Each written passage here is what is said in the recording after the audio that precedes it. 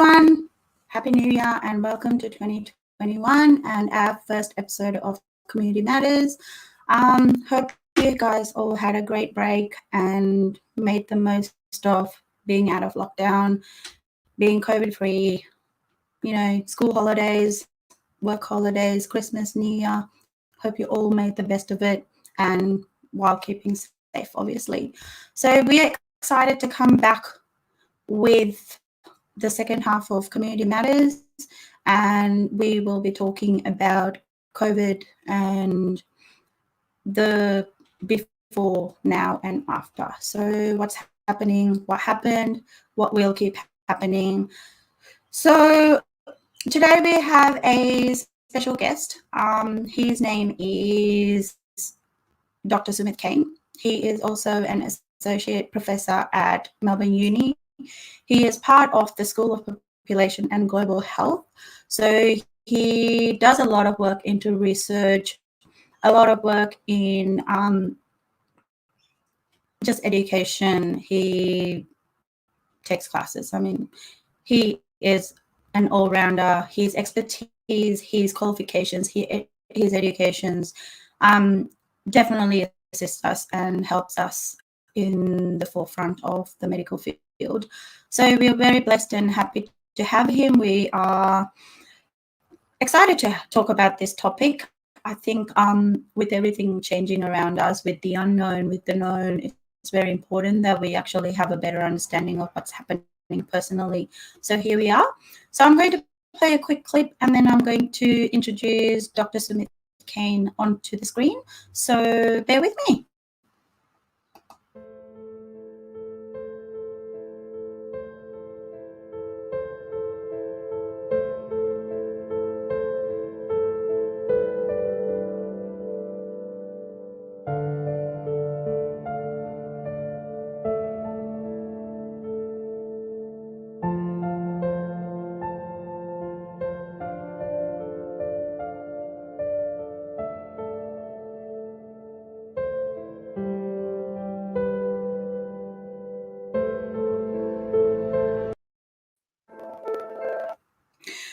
Hi, Dr. Sumit. Welcome to the show. Thank you for being part of our show today. My pleasure, Abby. So tell us a bit about yourself. So how did you get into this? How did you chose what you chose to do? It's always exciting to know about someone's, background and how they became who they are today.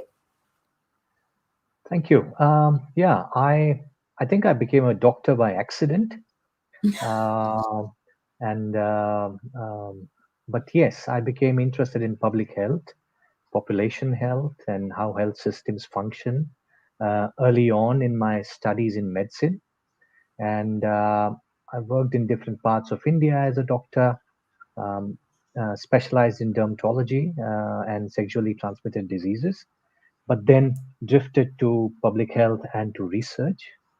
And at the moment, for the last 3 years, after having moved to Australia from Holland, uh, I'm at the School of Population and Global Health, which, as you rightly pointed out, is at the forefront of the COVID response, both in Victoria but also in Melbourne. So um, I know a bit about it, and I'm really looking forward to share uh, my thoughts with the audience and with you.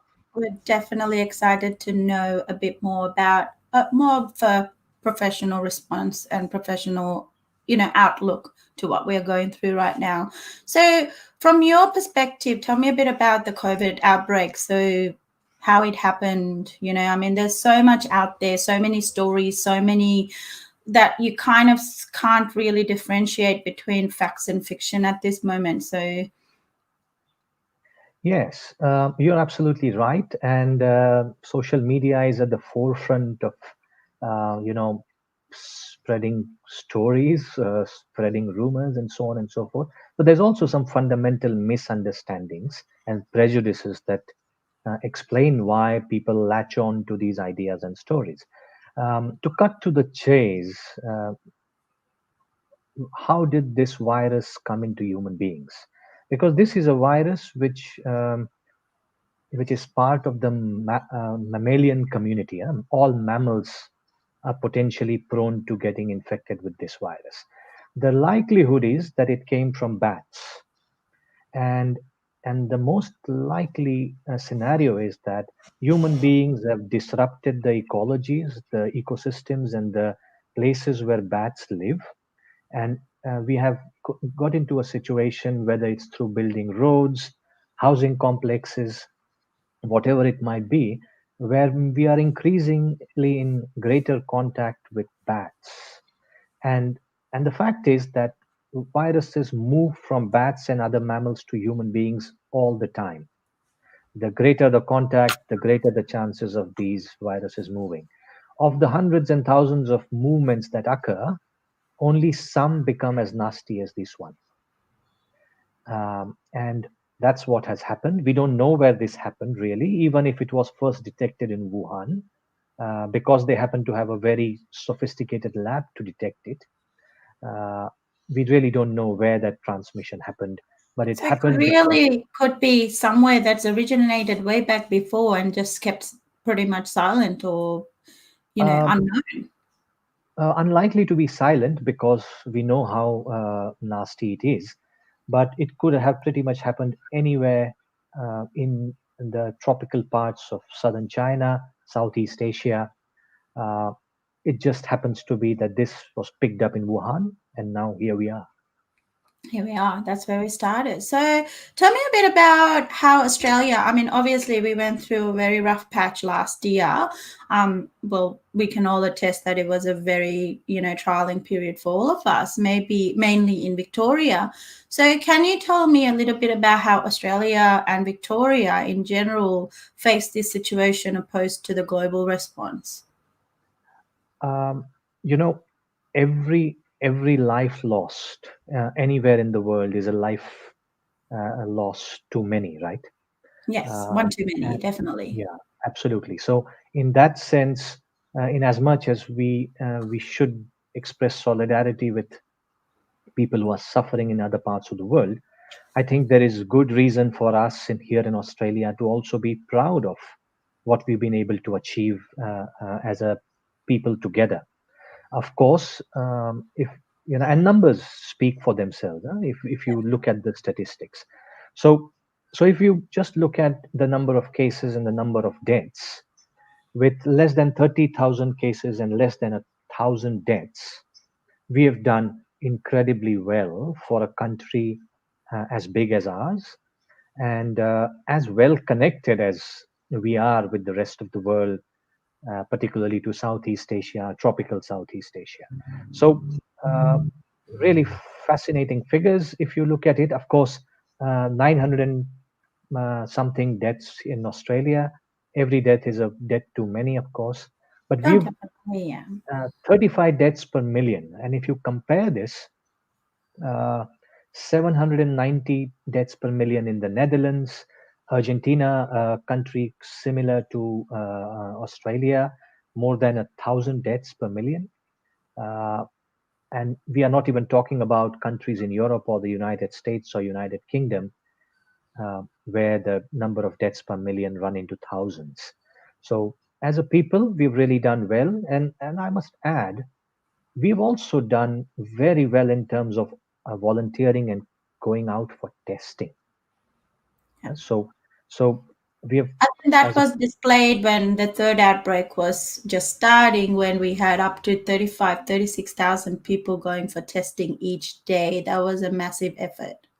and we should pat our backs for it. Definitely. I definitely do for doing my part in it. Exactly. So We've done we've done 13 million tests, Abby. Can you believe it? that's For a amazing, country of isn't it? 25 million, that's fantastic.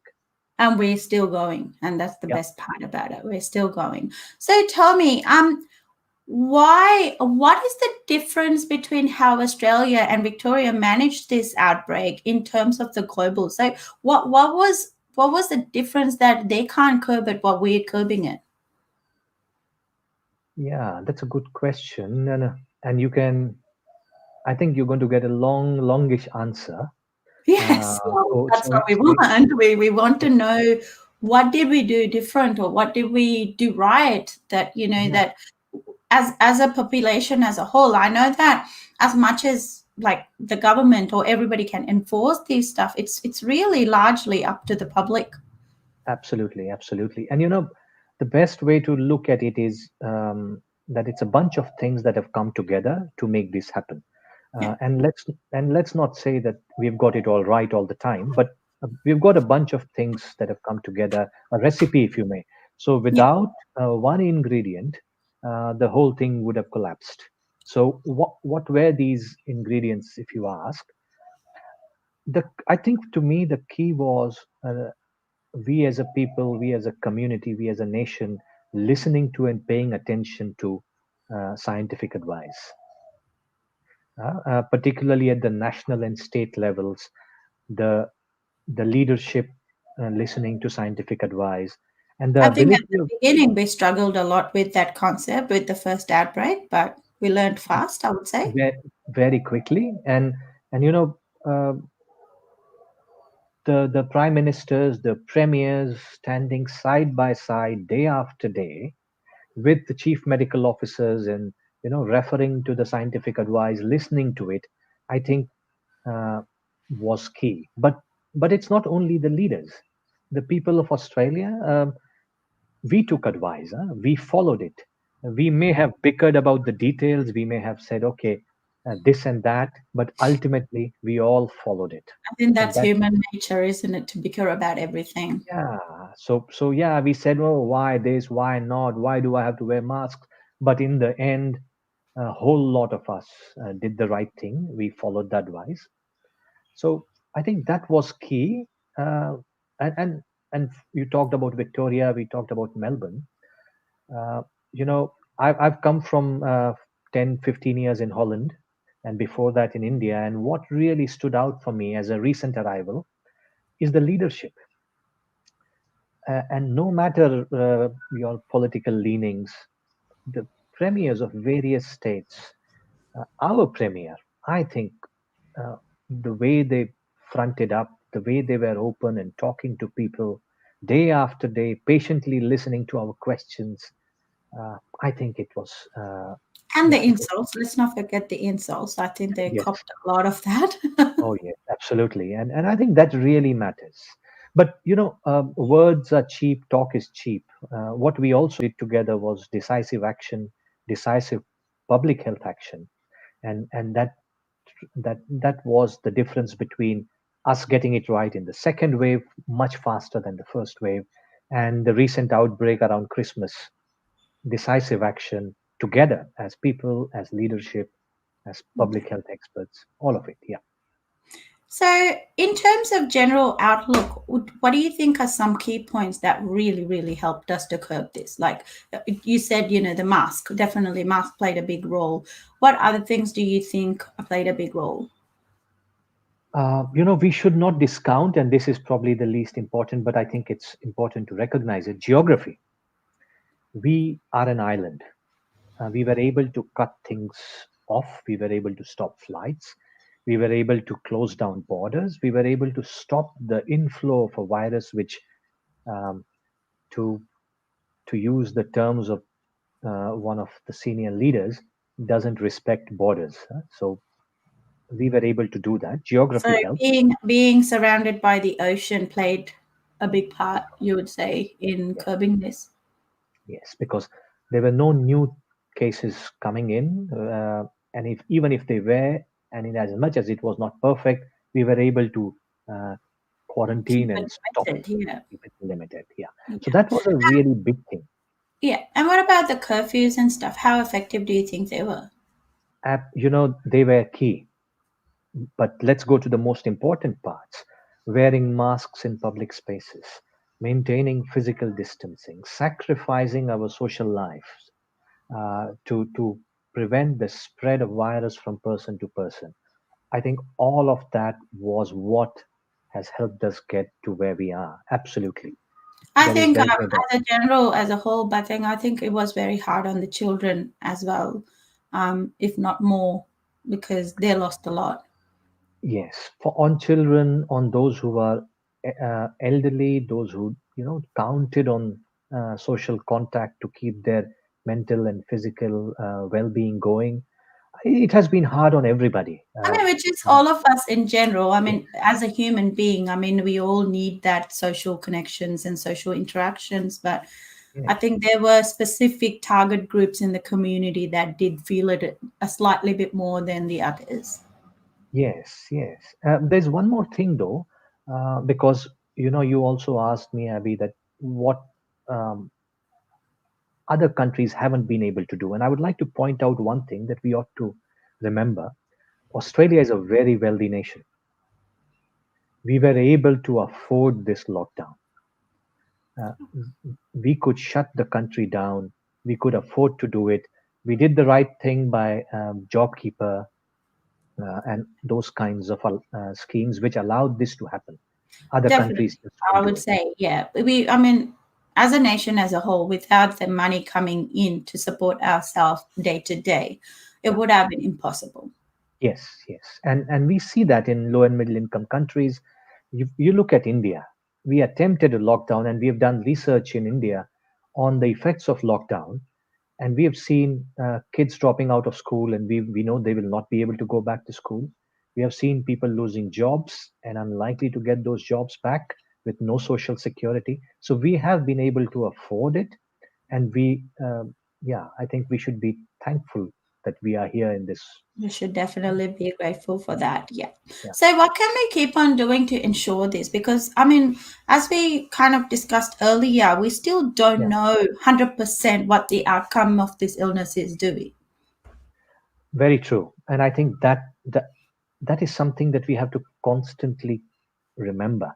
Otherwise, we will become complacent. We will let our guard down, and um, before we know it, we'll be back at square one. So this is something we need to learn a lesson from, and there's a whole bunch of lessons we ought to learn. Let's start with what we ought to do as individuals and as a community. Um, Public health measures: keep on wearing those masks, keep on trying to keep the social distance as best I as must possible. say that the mandatory mask laws are pretty lenient at most now. So, it's only very specific locations that you're required to wear it. So, I Yeah, think we can manage that. we can manage that, and if some of us are able to, we should be able to do more. That's the bare minimum. Public transport, gatherings, and so on and so forth is where it's at the moment required. But if we can do more, great. So that's one we should ought to. If we anybody has symptoms, even an inkling of the set of symptoms which point towards COVID, the sore throat, the flu-like symptoms, I think it's right to go and get tested.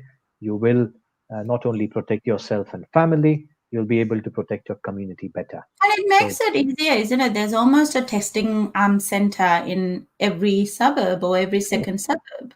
true. And as the burden goes down, it's easy to get tested. If you show up, um, you will get the test. And So back when the outbreak started, I know that we needed to get like I was as a frontline worker, I had to get tested, but we had to get a doctor's referral and things like that before getting tested. But now that's not the requirement. Absolutely, and it's you can walk in, you can get your tests, and that's the right thing to do. So, getting tested, wearing your masks, these are basic things we've been doing for one whole year. We can do it a little more longer. So, yeah, I think that's important, and we've been through all of this. Let's make the most of it So, in and get terms it over of the the line. incoming influx of overseas travelers, that we're Yes. still getting, I mean, even though we managed to curb the third outbreak, quite smoothly, I must say, Hmm. um, with there's still the looming, um, you know, threat, I would say, to my way of thinking at least, that we're still getting overseas acquired cases, which it only takes one case to come back into the community. Absolutely right. Absolutely right. And I would argue that we need to think bigger. We need to think broader. So, and we have to get out of this island mentality also as a people, right? Uh, we are not only, if we focus on stopping everything at the border, something will slip in.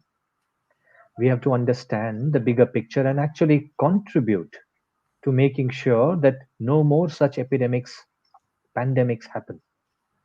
And most of these outbreaks, be it SARS, be it MERS, which have So happened in the last. are you saying in terms of not just this COVID, but then like in the long term, that similar sort of outbreak or pandemic or a similar sort of infection disease could come through the borders? So what do we do then? What is the protocol? Exactly. So there is always a risk that this will happen, and we know that it is our neighborhood, Southeast Asia, tropical Asia, where a whole lot of this has come from in the last 10, 15 years. So instead of saying, okay, how do we protect ourselves? I think we have to start thinking broader. How do So we, how do we protect the country? it's not, I'm saying we have to think broader than Australia. We have to say, okay, how do we strengthen systems in Southeast Asia and Asia so that their systems are able to cope with the emergence of new infections better? So that when they are protected, everybody else, including us, are protected. So we have to move out of the island and do more. Think together as a people that, okay, we are in this So together. where do you think this falls to? Do you think this actually falls under more of a research and response category, or I mean, in It- terms of contributing globally? So, as citizens and residents, it is us supporting this idea. And it is us supporting the idea so that our leaders can say, okay, it is important to invest in strengthening systems in our neighborhood. We can't just say, okay, it's everything for Australians and nothing for nobody else. COVID has shown us that doesn't work. So once it has a pandemic, like a global turnout, it's Yeah, it's all of us. It's not just Australia. It's all of us. exactly. Yeah, yeah. And as I said, it's human beings disrupting the ecosystem. It's us disrupting the ecology and nature. So policies that support all of that in the long term will protect us from these I new think infections. that's an argument. That's a very big, broad term argument in terms of deforestation and True, global warming. It's all linked, isn't it? Like it is. one action from humans disrupts a whole heap of reaction outcomes in human nature. So Absolutely. this is where we're at. Yes, yes, yes, absolutely. And Abby, you said what should we keep doing? You asked me, and there is a medical side to it. There is an infection and disease side to it, but there's also a social side to it, right?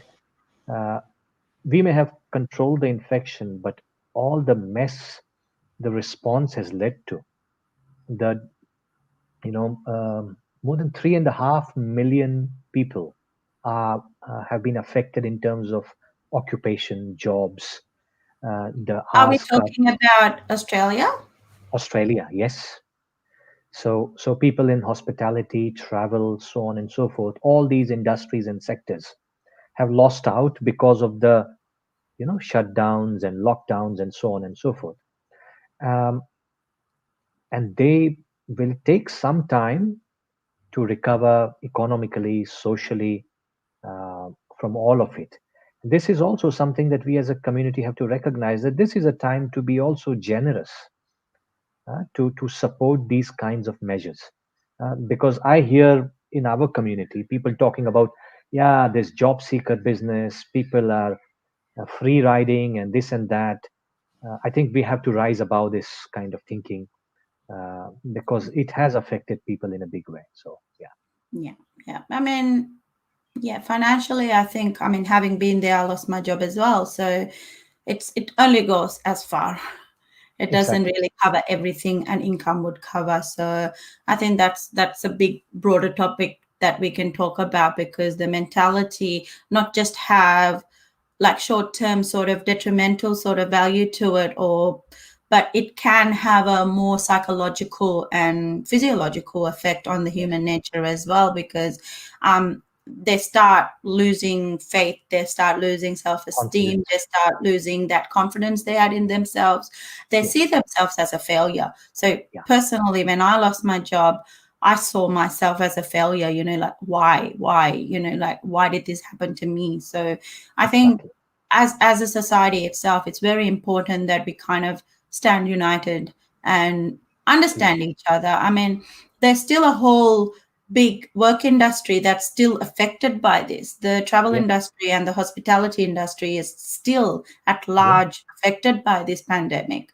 even though Yes. we have overcome it to some sense. So what you're saying is that we need to be supportive of those. We need to be supportive of each other. It's not over yet. This solidarity is important because there are social, economic consequences for our people at large, and we need to stand together. Yeah. I think the regional travel vouchers and the scheme they put into that Yeah. to make a bit of an influx into the regional travel system, that was helpful. So I Yes. think the government, the local government, the state government did their part to create some business there, I suppose. Yeah, absolutely. And as long as we as people support it, these initiatives, it's a recognition that a disease is not about fever and cough. It's so much more than just that. Yeah. So Yeah. it's very important, isn't it? Because it's really not all face value. It's really not what you're thinking. I mean, how damaging do you think is the the extremist? I would say the ones that actually think it's a gimmick, it's a scam, it's a what valid reasons do they have behind their thoughts? Do you think? We science from science point of view, we don't fully understand why people think the way they think, but we definitely know that people who started off understanding some of this change over time, and so some of it is probably socially constructed, the kind of confirmation and disconfirmation biases people ultimately experience, and it's also the other way around. Those uh, um, who always thought that this was a conspiracy or vaccines are useless or this is all a scam change their minds too. So I um, actually know that personally because a close friend of mine was always like, "No, this is not real. This is just it seems unfeasible." Until the day he got COVID, and he's like, "Oh no, it is real." So yeah, it was a that bit of an eye opener for him, I believe. yeah, and the good news is in Australia we don't have such a critical mass as unfortunately the US seems to have of people who think like this. We seem to have managed all right in terms of being sensible in general overall, and we so far don't seem to have that problem, that it is sufficient So enough to not much extremist activities where there's a lot of negative thoughts. yeah, that it would damage us at a population level, because if a critical mass of people say, okay, I'm not going to wear a mask, I'm going to do my thing, then we cannot control it, we will all um, yeah, and be at I think risk. we played a good part with. I mean, as much as no one likes fines and all that, we still it was effective.